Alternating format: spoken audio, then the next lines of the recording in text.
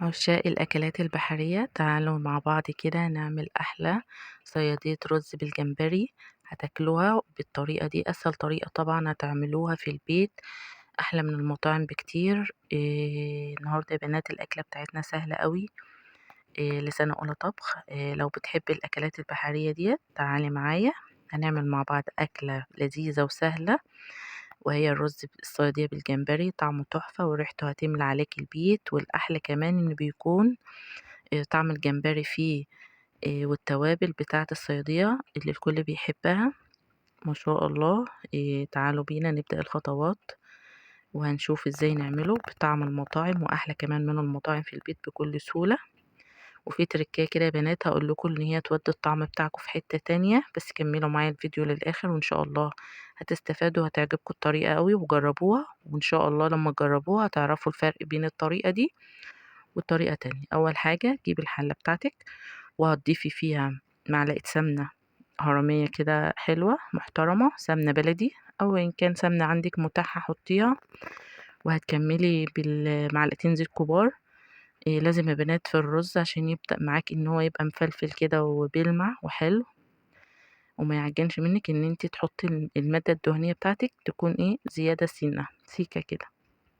اول حاجة احنا حطينا بصلة متوسطة، وهتفضلي ان انت تقلبي فيها كده لحد ما تاخد من معاكي اللون اللي هو اللون المستحب للصيادية. ما تكونش محروقة قوي يا بنات عشان ما تبقاش معاكم مرارة وتتعب المعدة. انتوا شوفوا اللون ان شاء الله اللي هيطلع معايا للاخر كده في الفيديو واعملوا زيه.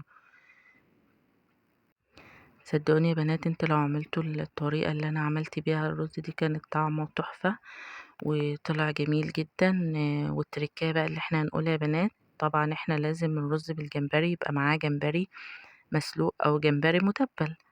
احنا النهاردة هنعمل جمبري المسلوق مع الرز جنب الرز الصيادية كده يا بنات. انا بوريكم خلاص كده البصلة ده اللون اللي انا حابة ان هو يكون مع الرز، يكون كده ميكس بين البني والاصفر، ما يكونش محروق قوي.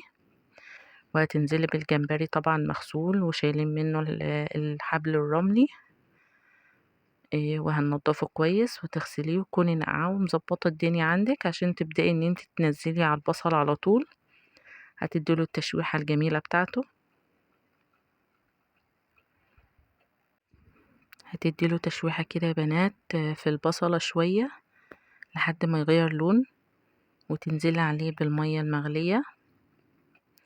البهارات هنا يا بنات اللي انا اقول لكم عليها دي هي دي البهارات بتاعه الرز الرز الصياديه بالجمبري، مفيش اكتر من كده ولا اقل. هي دي البهارات الموجوده عشان تحسي ان انت بتاكلي رز بالجمبري مش بتاكلي رز بالبهارات. هي معلقه ملح، معلقه فلفل اسمر، معلقه كمون فقط لا غير، مع فص ثوم مفروم صغير. بس كده يا بنات دي البهارات اللي انت هتحطيها للرز الصياديه. هتدوقي طبعا الطعم وهتدوقي الفرق. هنا يا بنات التركية اللي انا قلت لكم عليها في اول الفيديو، ان انا ما حطيتش ميه مغليه، انا حطيت ميه الجمبري اللي انا عملته جنبه حطيت ميه من دي في عيار الرز. ما شاء الله بتفرق طبعا جدا في الطعم وتودي معاكي الرز في حتة تانية. كده الرز بتاعنا خلص، كده الرز بتاعنا خلص خلاص. بنات تركية برضو حلوة ان انتي بعد ما الرز خلاص استوى ودخل في السوا، انتي بتحطي معلقة سمنة بلدي كده على الوش، دي بتديله طعم وريحة حلوة قوي. وكمان معاكي معلقة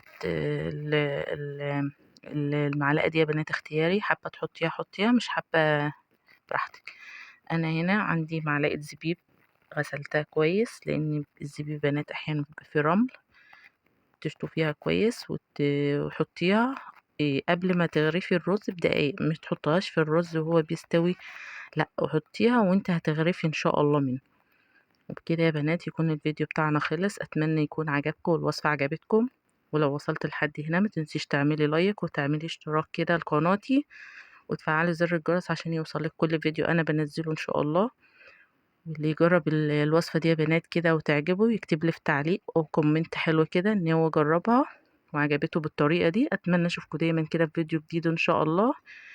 وتكون أكلة لذيذة كده عليكم، وأتمنى إن أنا أشوفكم دايما كده بخير يا رب وفي أحسن حال.